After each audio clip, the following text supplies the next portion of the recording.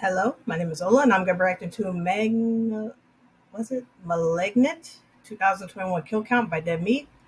Um, yeah, the reason why in the last Kill Count that the movie sounded familiar to me was because I remember I seen the trailer for it just before it came out, and then it came out, and I hadn't heard nothing about it, so I just chalked it up to like, I guess the movie's not that good. Like, I don't know. I didn't hear anything about like if it was good, bad. It just like went dead silent. And I think who was it? James Wong, the guy who did the Conjuring movies and Insidious movies. I think he did this one. Um, yeah, like I said, I've never seen this movie. I don't know what's it about.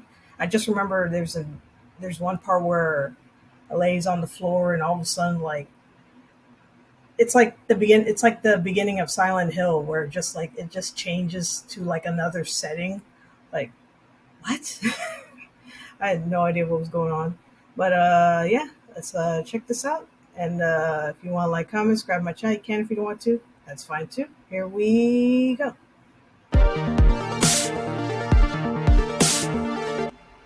Welcome to the Kill Count, where we tally up the victims in all our favorite horror movies. I'm James A. Janice, and today we're looking at Malignant, released in 2021. Malignant is a wild ride, y'all. An absolute blast from start to finish. It's melodramatic, by which I mean it's over the top in every way. Violence, action, performances, and especially storyline. Everything's campy and cranked to 11, but it's portrayed with technical mastery from director James Wan, a bona fide modern-day horror legend. Yeah. This dude gave us Saw and Insidious with Lee Winnell, and if those weren't enough, he also made The Conjuring. With The Conjuring, Wan proved he could create a top-tier mainstream horror movie for a general audience. With Malignant, he created a horror movie for horror fans. Malignant don't care about mass appeal. It's a love letter to the genre films that influenced Wan's career. It's giallo by way of Henenlotter. It don't give a fuck, and it is awesome. Filled with cheesy one-liners, crazy camera movements, and a bloody balls-to-the-walls third act, Malignant follows a woman who starts having disturbing visions of a series of murders. That dry synopsis doesn't even begin to do the movie justice. There are so many cool ideas and moments. I'm shocked and glad Wan didn't limit himself when it came to using them. If you haven't gotten Malignant spoiled for you yet, I strongly encourage you to pause this video and go watch it for the first time. I really wish I could again. It's a non-stop parade of what the fucks and is this serious? Will a James Wan The subject suffers from late-stage hair growth. The situation is dire. We have no choice but to treat him with today's sponsor, Manscaped. Manscaped's performance package will cover the entire procedure from head to toe. We'll start by trimming the surface hair with the Lawnmower 4.0. And now the Weed Whacker, for those hidden hairs. Next, the Nail Kit. Very important. For the nails. And finally, the Crop Preserver Deodorant and Crop Reviver Spray. Maybe we can do that part later. Suit yourself. Save that for me. I like how it smells. We're of course happy to report he's made a full recovery. We've sent him on his way with a full performance package kit, a free travel bag, and anti-chafing boxers. So this never happens again. Huh, that was weird.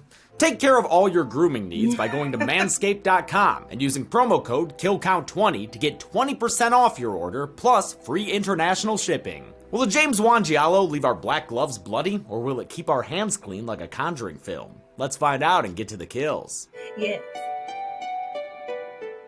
The movie begins in 1993 at the Simeon Research Hospital. I believe it's their Gotham branch. In a Command and Conquer cutscene, Dr. Florence Weaver describes one of the patients there named Gabriel. She says Gabe's getting too strong to contain, like a super intelligent backward swimming shark. Sure enough, before long, she's getting a red alert. Gabriel's getting rowdy, busting up people's bones and every damn light in the building. Dr. Weaver muldoons a sedative into him off screen and enters the room to find the bodies of a doctor and two nurses. Despite Gabriel's cute panda booties, It's determined he's a lost cause. It's time. We cut out the cancer. And we ain't talking benign, we talking title card! And some opening credits with bad tracking. Anyone got a head cleaner? Nearly 30 years later, in present day, pregnant protagonist Madison Lake Mitchell arrives at her patented James Wan home. Those big wooden old-fashioned houses that always seem to come pre-haunted. No ghosts or demons here, but the place is haunted by a super shitty husband. Derek is so over-the-top awful that he makes Maddie work the late shift so he can stay home watching MMA. He starts griping about her previous 2 pregnancies, which both ended in miscarriages. Maybe you need to stop getting pregnant. And maybe you need to stop putting your shoes on the bed, mister. Thing is, Derek's also one legitimately scary son of a Hermes. Heads up for domestic abuse, because he quickly gets violent with Madison. It's almost certainly not the first time, but it may just be the last. That night, Derek's sleeping on the couch when he's awoken by the sound of a blender. But no one's getting unfriended tonight, it's simply TV time. And who's being a creepy couch potato? Noob Cybot? Well, you just gonna channel surf or... Nope, never mind, he gone. But not forgotten. The shadowy figure attacks Derek from behind, and when Maddie gets up later, she finds her shitty husband with a sick crick in his neck. Guess Michael's gonna need to find another vessel. His Cairo killer appears and chases her upstairs, then pulls a Dylan / Roses, knocking her to the floor. Hi, yeah. Maddie wakes up in the hospital where her younger sister Sydney says the attack has resulted in another miscarriage. For Malignant to work, the actors have to take everything seriously. Annabelle Wallis does a great job leading the way. She had previously starred in Annabelle, which James Wan produced. Back at the house, we kick off the cop plot, just like in Saw. Hell, they even get the Saw green lighting sometimes. Look at this place. I bet Donnie Wahlberg's in the other room. Detective Kakoa Shaw learns from his partner Regina Moss that the killer didn't leave fingerprints, and that their handprints were upside down. She also thinks the Spidey killer may have been Maddie herself. No forced entry, an abusive husband. Motive. 2 weeks later, Sydney takes her sister home from the hospital. Maddie insists on staying by herself, a decision she regrets that night when she spots a figure under a street lamp. And I don't think it's a deluminating Dumbledore. Terrified, Maddie Hotline Miami's her way upstairs in an amazing tracking shot. The interior of the house was built on a soundstage, allowing Juan to shoot from overhead. He compared it to cutting the roof off a dollhouse. The top-down view was achieved with a spider cam, a camera on a cable system often used for sporting events. I freaking love this shot. It's so unique. Great job, fellow James. When the house falls silent, Maddie thinks she's just hearing things. It's all in my head. It's all in my head. But she still makes like a Kevin McAllister and montages her house shut. There, that'll keep out the Nazi zombies. Sydney Sams her way inside to hear Maddie explain it all, and her sister says she wanted to have a baby so she could have a biological relative. This revelation makes Sydney shit her fucking pants. Sydney, I'm adopted. Oh my god, and the Pixies cover by Safari Riot? Hell yeah! Sydney's brain just got freshly squeezed. The movie reminds us it's set in Seattle with some B-roll, even though it was mostly shot in Los Angeles over 2.5 months in late 2019. We're still on an LA set when we move below the surface to the Seattle underground, but this place is real. It's a portion of the original city that was abandoned after new streets were built on top. I'm sure that it's just a fun setting to include though, and not foreshadowing anything. Not at all. A cardigan-clad tour guide closes up shop for the night, but before she can get back home to Iceman, she's attacked by an above-ground assailant. She comes to in a hideout with an industrial fan, the Chucky Chop in size. Her knockoff Neo kidnapper speaks through a nearby radio. I can't tell you how long I've waited for this. Man, KSCL's gotten weird. The mystery man makes a phone call to Dr. Weaver, that woman from the opening that took place in '93. Dr. Weaver. Yes? It's time to cut out the cancer. What? Lady, why you acting like you're not talking to Dr. Claw? I guess it's just professional courtesy. Back at Maddie's house, things are getting a little insidious between the spooky radio music and Tiny Tim's. Get out of here, you rascal. She tries to do her laundry, but finds a wailing Weaver in the washer window. Wow! The leather-clad killer appears and attacks the doctor, and as Maddie sits paralyzed, she's transported to Weaver's house in a mesmerizing and memorable visual effect. With Maddie helplessly watching, the figure grabs Weaver's medical award and romper stomps her onto the kill count. This sick, gory Weaver was a literal trophy kill. Maddie wakes up on her kitchen floor, but she didn't just dream that kill graphic, because Kakoa and Moss are already at the very real crime scene. Are these these two the only homicide detectives in Seattle? Or is everyone else on the Rosie Larson case? They meet up with a crime scene technician named Winnie, played by Romanian actor Ingrid Bisu. Bisu appeared in The Conjuring 3 and The Nun, which is where she first met James Wan. She's also an executive producer of Malignant and came up with the concept in the first place. She developed the story with Wan, who is her husband in real life. So it's kind of hilarious that her character is super horned up for Kakoa. You'll find that missing half. Yeah, don't we all? Winnie believes that whoever killed Weaver is also behind Derek's death. She notes the murder weapon was Weaver's Staff of Hermes statue, which was visible in her video diary at the start of the film. It's currently missing its top half though, since it's back in the industrial fan club, getting pounded into an awesome giallo jabber. In a less grungy part of Seattle lives Dr. Victor Fields. He was Dr. Weaver's colleague at Simeon and is now worried that her death was targeted. Foreboding static cuts his phone call short, but the sequence is all build up and no bite, since Fields gets in bed without his ankles getting hostile. The only person getting jump scared here is Maddie, who finds herself as Fields' unwitting bedfellow. The leather-clad figure appears and clambers over Maddie like he were Samara coming out the well. Ugh. I bet that hair smells like sour, you know? The killer starts riding Fields like a cowboy and gets this rodeo started by stabbing the dude's face, leaving behind a Socrates pool of blood. The figure turns towards Maddie, but she strikes out of her dream of Fields before she can get a closer look. Wink! Her screaming gets the attention of Sydney, who's been staying with her ever since Dr. Weaver's murder. She takes her sister down to the police station, where she suggests Maddie might have developed a psychic bond with the killer. The detectives are dubious, but Maddie remembers a last night in Soho sign outside Fields' window, so she's able to take them to the alleged crime scene. Kakoa and Ma search the building and find Dr. Fields' house-sized penthouse apartment. Being a black market surgeon sure does pay well. They also find the doctor himself, although it looks like he won't be getting another regeneration cycle. Back at the station, Maddie provides a description of the murderer. So I'm putting out a bolo on Sloth from the Goonies. This movie makes me laugh often and a lot, but special shout out to Michelle Brianna White as Detective Regina Moss. She and George Young do a great job delivering all this hard-boiled dialogue. While Juan and Bisu developed Malignant's story, the actual script was written by Akela Cooper, a screenwriter whose only other feature had been 2018's Hellfest. The next movie she's written is freaking Megan. I can't wait. Maddie excuses herself to go to the bathroom, a perilous decision in a James Wan film. Right on cue, the lights flicker and Maddie gets a sinister phone call. Again? Hello?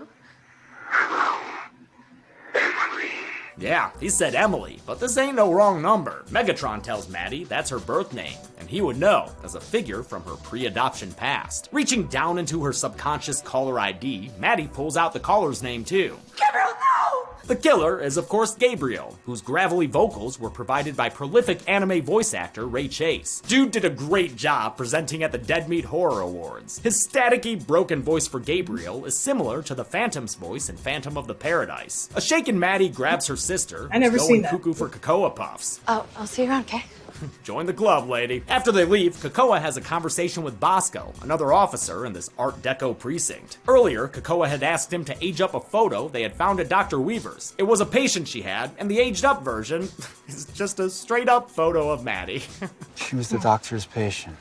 Yep, dude. What gave it away? That precog printout you're holding? Maddie and Sydney visit their mother Jean, who says she doesn't know anything about Maddie's pre-adoption life. Still, the mention of Gabriel sends her into a dramatic close-up. Whoa! She plays for them some old home videos, which show a young and still restless Maddie. You can tell by the bangs. Or maybe you can't, since almost every single woman in this movie has bangs. They are that on which the world hangs, I guess. They see her talking to an imaginary friend. A friend named Gabriel. Should have left that one at Foster's. Kakoa discovers flash drives in Dr. Weaver's belongings, one of which contains a video of her with a nod to Aquaman, another James Wan film. He also finds a weirdly photoshopped picture of Weaver, Fields, and a third doctor named John Gregory. Surmising that Johnny Greggs is gonna be the next victim, Kakoa Googles his home address and rushes off to warn him. Better hurry, dude, since Maddie's already facing mirror images that aren't her own, and Quantum bleeding into the doctor's bathroom. Gabriel's already here, ready to make this a bloodbath. These psychedelic transitions were done by Industrial Light and Magic, which handled all the VFX in the film. To melt away from Maddie's world into a soon-to-be victims, they'd film against a blue screen and insert blended scans of the rooms being transitioned into and out of. This idea was inspired by the Giallo-esque Eyes of Laura Mars, in which a woman played by Faye Dunaway could see through the eyes of a killer. It was written by John Carpenter and also stars Tommy Lee Jones and Brad Dourif. I gotta see this. Kakoa goes to Dr. Gregory's apartment, which probably has more seating than his waiting room. Got enough couches, dude? He finds the doctor's eviscerated body body soaking in the tub. Didn't I warn y'all about James Wan and bathrooms? Maddie sees Krakoa walk in, but this psychic connection only goes one way, so she's unable to scream, Krakoa, Krakoa, and warn him about the serial killer on the ceiling. Gabriel attacks the detective, who manages to fight him off, showing he isn't imaginary. Imaginary people don't need to run away on foot. The acrobatic assassin flees down the fire escape, treating gravity like they in a video game. Krakoa can't quite match those moves, but he does catch up with a leap of faith.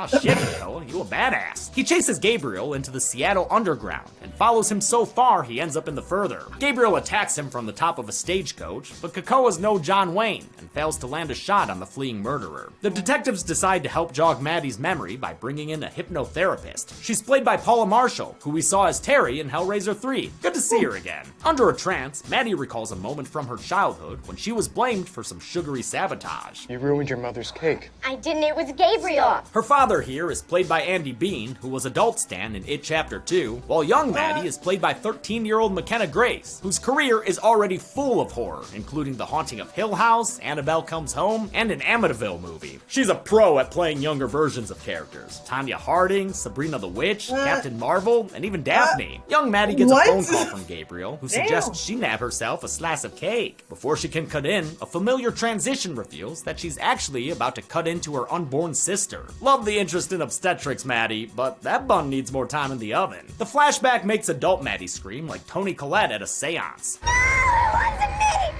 It was Gabriel! Well, I think that's about all the time we have for today. But at least Maddie learned Gabriel is the killer. Wait, are you saying that the killer is your imaginary friend? Elsewhere, maybe, that tied-up tour guide manages to free herself. Before she can do much more, she falls through a rickety floor, directly into Maddie's living room. Holy shit! It's a twist that doesn't make a ton of sense. Why you got that big-ass fan up there, Mad? And where the hell is it on the outside of the house? But fuck it, I still think it's great. And it gives us this awesome long shot as Maddie is arrested. Sydney is sure of her sister's innocence, but the detectives aren't convinced. The murder weapon and Giallo jacket in her attic don't help. They bring Maddie in for interrogation, but Gabriel soon interrupts with his classic combo of messed up lights and a menacing phone call. Detective.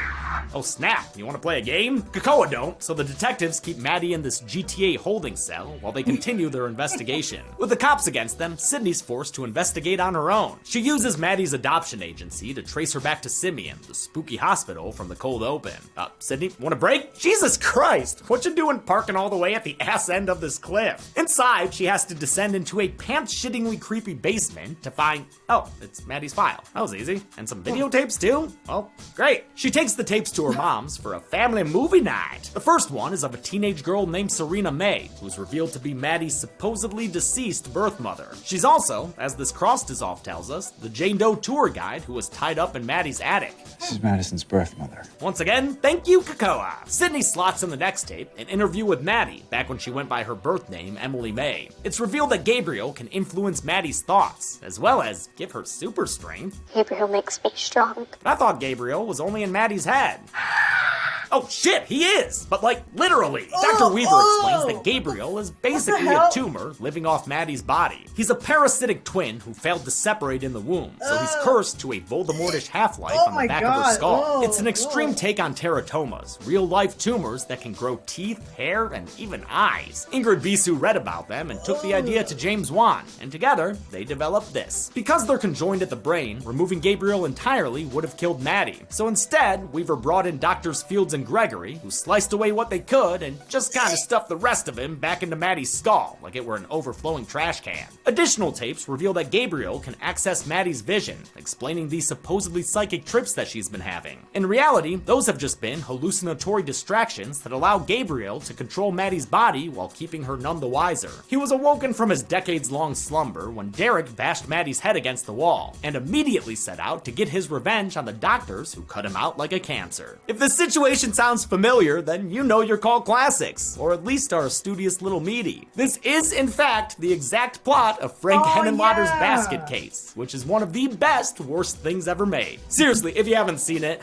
I mean, you gotta. It's become a part of DeadMeat lore. Belial is my little Twitch guy after all, and last Halloween, Chelsea and I dressed as Gabriel and Dwayne from Basket Case. Her Gabriel was terrifying, thanks to the mask made by our friend Ivo Trees, which I'm reusing here on the set. The movie's Gabriel is a combination of practical and digital effects. In the videotape, McKenna Grace is wearing a dummy made by a team at Spectral Motion, working under project manager Kevin McTurk. The only digital effect in this scene is the VHS distortion, done by compositing supervisor Charles Lai. Back in the prison cell, Maddie's in some deep red shit, getting harassed by a prisoner named Scorpion. She's played by New Zealand stunt woman Zoe Bell, a Quentin Tarantino regular. Things devolve until Scorpion and the super fat chick start tenderizing the fresh meat. Damn, man, where are the guards? The abuse causes sparks to fly, and Maddie gets up as Gabriel tags in. He starts peeling off the back of her head. Jesus Christ, where are the guards? We get a proper look at Gabriel the living tumor as he peekaboos through Maddie's skull, revealing the killer's unnatural movement as a result of Maddie's body being piloted backwards. With Gabriel fully at the wheel, he kicks things off by ripping out the throat of Beta, the disco inmate who was very much not staying alive. Gabriel proceeds to fucking massacre this cell block tangle of ladies, though to be fair, most of them had it coming. He punches through stomachs, snaps bones, and stomps heads. Good God almighty, where are the guards? While Scorpion screams for the friendship code, Gabriel fatalities and brutalities the other women off screen. When an officer finally comes to check out all the screaming, we see 9 additional bodies, give or take a couple odd limbs. Damn, Gabriel. Gabriel lifts Scorpion up by the eye sockets and uses her body as a shield against the officer's gun. I guess she's neither bullet nor death proof. Gabe then grabs the copper and bashes his head into the bars, and I'll count that as... Alright, I'm back. Here we go.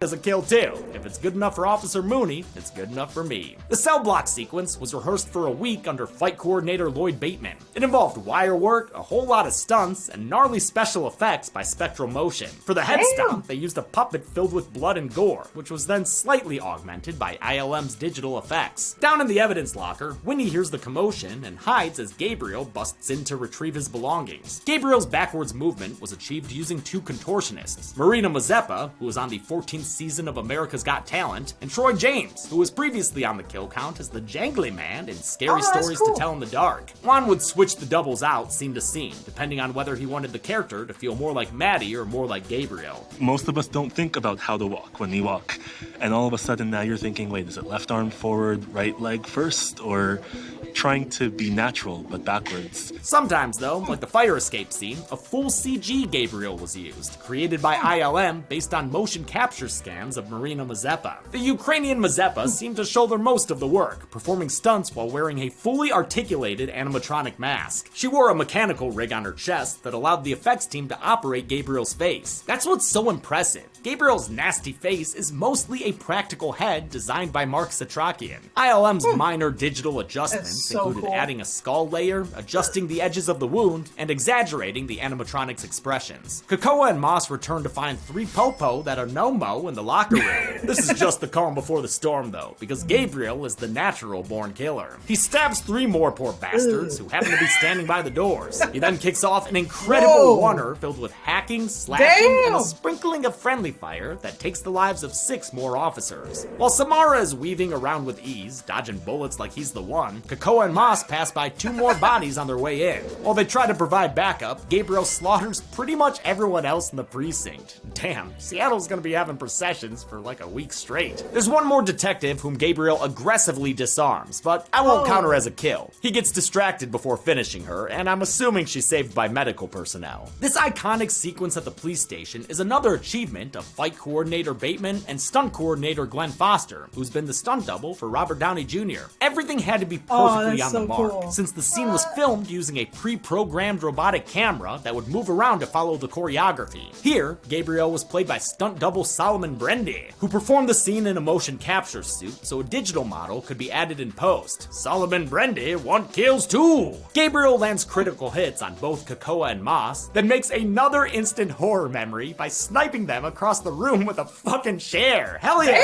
Chairs! He must be feeling charitable since he leaves without finishing them off. Winnie finds the detective duo and delivers another hilarious line. Why am I calling the police? As she gets medical attention from Moss, Kakoa rushes towards the hospital, where Sydney just arrived to see Serena May after learning that she's Maddie's birth mother. A grumpy security guard gets in Sydney's way, but a psychic blast from Grinchy Gabriel makes his pacemaker grow 3 sizes that day and explode. The half-boy appears and slashes at Sydney like this were Scream, but before he can finish finish the job, Krakoa arrives, guns all ablazing. Krakoa, the island that shoots like a man. Gabriel puts the detective down, but not out, then flips a whole goddamn hospital bed onto Sydney. Injured, she tries reaching out to her sister by revealing one last sick and twisted revelation. Gabriel's been the cause of all her miscarriages. He was feeding off of your fetuses to build himself back up! Yep, that line was written and delivered in a $40 million movie. I love it. Maddie tries to turn control of her body up to 11, hoping to stop Gabriel and save her sister.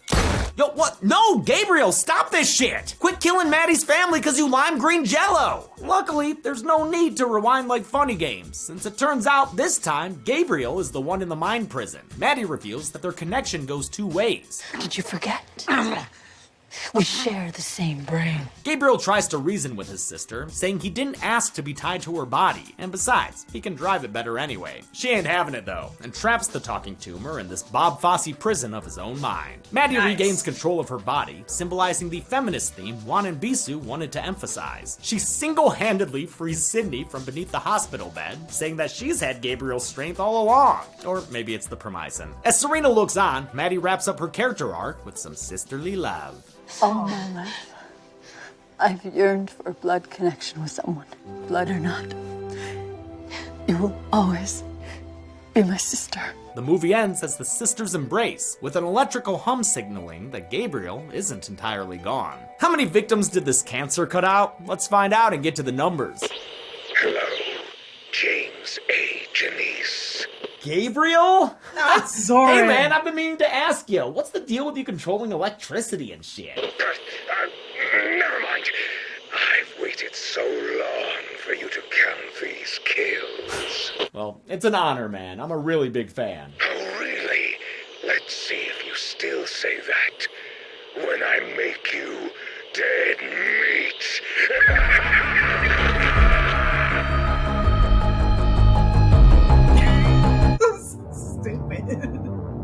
46 people died in Malignant, with the victims consisting of 22 men and 24 women, giving us an impressively equal pie chart considering the number of bodies.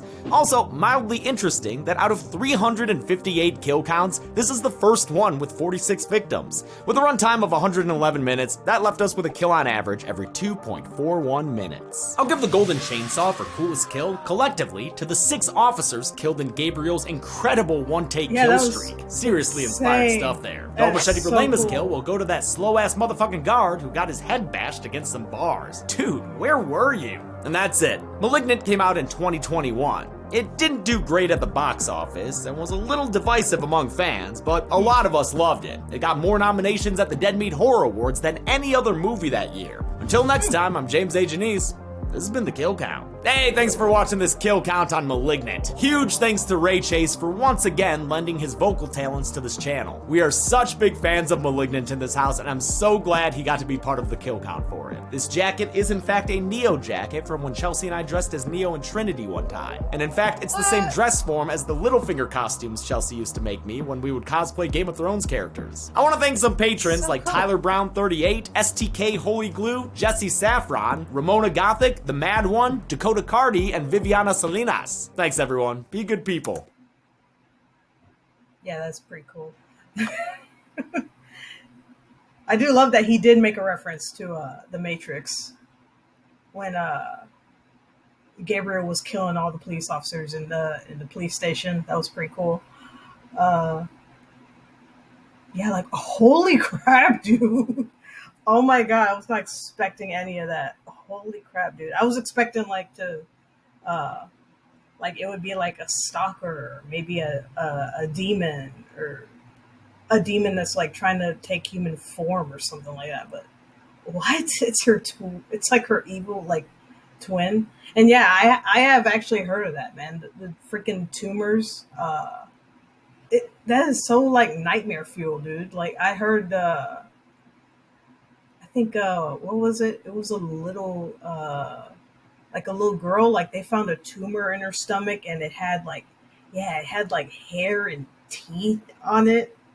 I was like that's so nightmare fuel, man. Like it's something that you definitely don't want, man. Yeah, that whole line delivery of the of her sister. Yeah, that That did not sound right. Like, it's trying to feed off your fetuses so he can build himself up. Like, what? And also another thing, like, what's going to happen to her afterwards?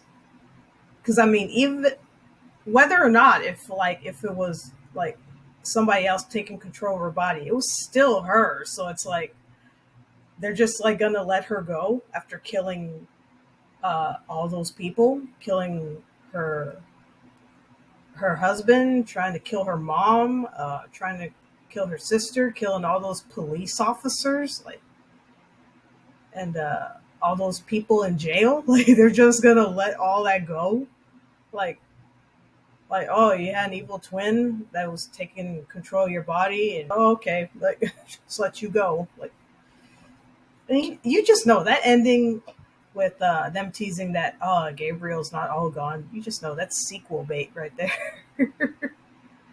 And honestly, if they ever do make a sequel, uh, and it has the same energy as this, I am definitely gonna watch it. Well, first I'm gonna watch this movie, and then I'm gonna see that one. Uh, Holy crap, this movie, man. That is insane. But anyway, yeah, that's it. That's my reaction to Malignant 2021 Kill Count by DeadMeat. Uh, he didn't even mention what does that mean, Malignant? Anyway, yeah, that's it. And everyone take care of yourselves, each other, and I'll see you in the next one. Bye.